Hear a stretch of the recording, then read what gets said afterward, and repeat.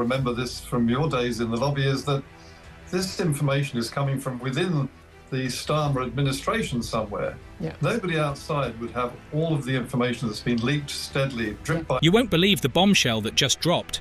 Keir Starmer, the Labour leader, is now caught in a scandal that's got everyone talking. Turns out Starmer has been enjoying access to not one, but several luxury properties, all thanks to Lord Ali, a millionaire donor. From a £4 million townhouse in Soho to a swanky penthouse in Covent Garden, these gifts were never properly declared. And now, the media is on fire, with people wondering, just how deep does Starmer's connection to Lord Ali go? Could this be the beginning of the end for him? That Keir Starmer has paid back today £6,000 worth of gifts and hospitality he has received since becoming Prime Minister.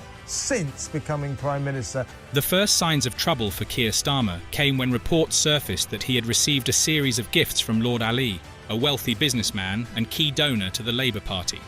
Initially, these gifts were thought to be small tokens, nothing out of the ordinary in the world of politics, where donations and gifts from supporters are a regular occurrence. But things took a turn when it was revealed that Starmer's team had downplayed the extent of what he had received. On top of the 16,200, Keir received 10,000 in clothing donations in October last year and 6,000 in February this year, which he did not declare as clothing, rather as money for his private office. You see, Lord Ali had given more than just simple gifts. He provided access to luxury properties and expensive items, including clothing valued at thousands of pounds. It wasn't just one or two items either. Starmer had reportedly received tens of thousands of pounds worth of clothing and other benefits. Despite this, his team tried to brush it off as if it were no big deal, perhaps hoping no one would dig deeper. But of course, when something like this happens in politics, it rarely stays hidden for long. During the general election, you campaigned on a message of change, of doing politics differently and making yours a government of service. And yet you find yourself caught in a row over the huge amount of freebies you've accepted. The bigger issue at play here isn't just about Starmer's acceptance of these gifts. It's about the lack of transparency. The rules for MPs are clear. Anything that could influence their decisions must be declared. Yet, Starmer and his team appeared to have selectively disclosed the benefits, which raises questions about honesty and integrity. In politics, transparency is everything, and when it's compromised, the consequences can be severe. In terms of the details of the challenges, look, of course there will be challenges along the way. Just when we thought things couldn't get worse for Keir Starmer, another bombshell dropped. This time, it was revealed that Starmer had been using a £4 million luxury townhouse in Soho, courtesy of none other than Lord Ali. Now, this wasn't just a quiet getaway house. It was a place where Starmer's team held election strategy meetings ahead of the general election. This revelation comes on the heels of earlier reports that Starmer had already accepted the use of several high-end properties from Lord Ali, but this one wasn't previously disclosed. I think I do, Camilla. Yeah, it's clever, isn't it? I'm talking about Sue Gray, Keir Starmer's chief of staff, who's ended up in the headlines for all the wrong reasons this week. A bit like her boss, actually. She has. She's taken a pay rise and she is now paid more than the Prime Minister. What makes this latest leak even more shocking is the fact that key figures from Starmer's team were present during these meetings. People like Sue Gray, his chief of staff, and Pat McFadden, now the Chancellor of the Duchy of Lancaster, were reportedly regulars at these gatherings. It's clear that these weren't just casual meetups. They were high-level strategic discussions about the future of the Labour Party. The big question here is why this wasn't declared sooner. It's not every day that a sitting Prime Minister uses a luxury townhouse for official meetings and doesn't see fit to mention it. By now, the list of undeclared gifts and benefits connected to Starmer is starting to look a little suspicious. We've got the Covent Garden penthouse, the Manhattan apartment, and now this townhouse in Soho. Lord Ali, can I just quickly ask you, please? Lord Ali, just because you've been in the news so much, can I please ask you how you feel about the donations?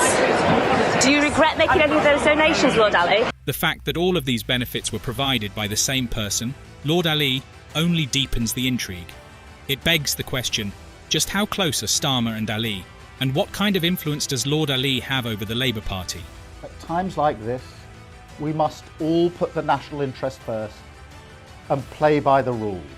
Of course, I understand that sticking to the rules can be inconvenient, but stick to the rules we must. There's more, much more. One of the first properties that came to light was Lord Ali's Covent Garden penthouse, where Starmer's family reportedly stayed for about 6 weeks during the election campaign.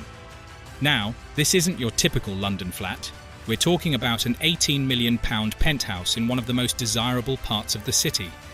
But when Starmer declared the stay, he valued it at only £2,000, which is suspiciously low given that similar properties in the area can easily fetch £1,800 per day.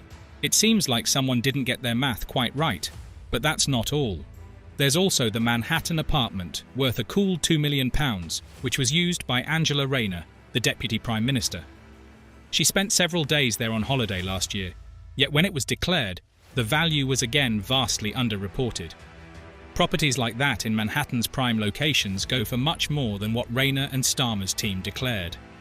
It's becoming increasingly clear that the Labour Party, especially Starmer and his allies, have been benefiting from some very high-end hospitality, courtesy of Lord Ali.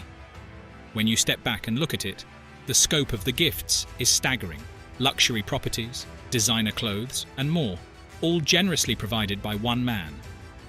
And the big question here is, why hasn't it all been properly declared? It's not just about enjoying a fancy holiday or using a swanky apartment for meetings, it's about transparency and the need for public trust in our politicians.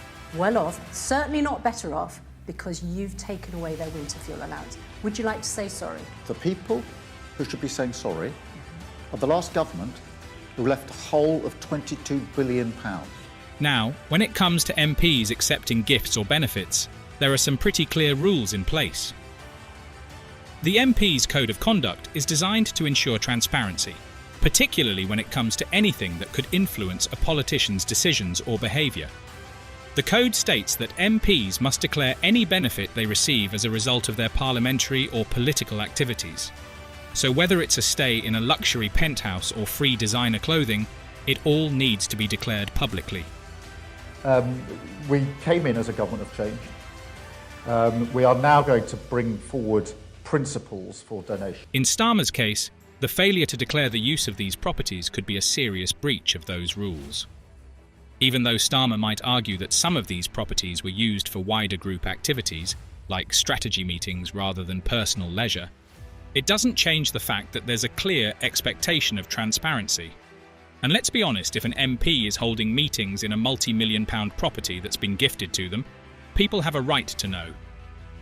What makes this situation even trickier is that Starmer might try to justify his non-declaration by claiming these properties weren't personal benefits.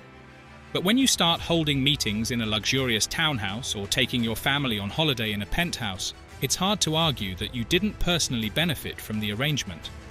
The Code of Conduct exists to prevent exactly these kinds of situations, where there's a blurred line between what's personal and what's political. Lord Ali, can I just quickly ask you, please? Lord Ali, just because you've been in the news so much, can I please ask you how you feel about the donations? Do you regret making any of those donations, Lord Ali?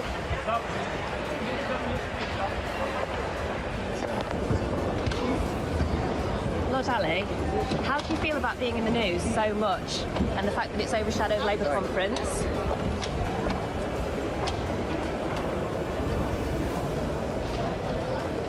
Lord Ali, do you have anything to say?